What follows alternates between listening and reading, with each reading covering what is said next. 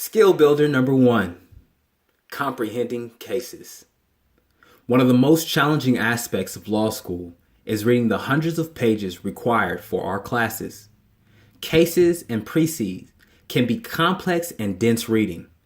The next challenge is understanding, comprehending, and remembering the material. I have no idea what this case was talking about.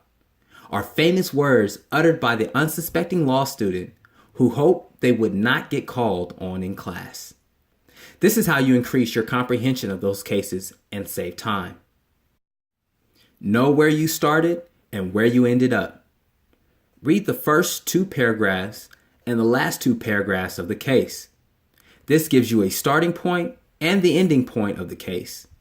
You know what started the case and you know how it ended. The background and the conclusion help you frame the case to understand what goes on next.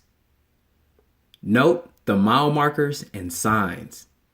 Go back and reread the first 2 paragraphs of the case, then read the first 2 sentences of each following paragraph. Finally, reread the last 2 paragraphs of the case. You've already been given the background and the ending. Now you're skimming through the progression and changes in the case. Keep your eyes on the road. Now, go back and read the whole case in its entirety.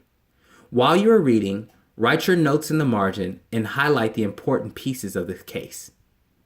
This method may seem to take much more time than just reading the case through and through the first time, but I assure you that you will comprehend much more using this method instead of having to refer multiple times to the case to see the parts you missed or overlooked.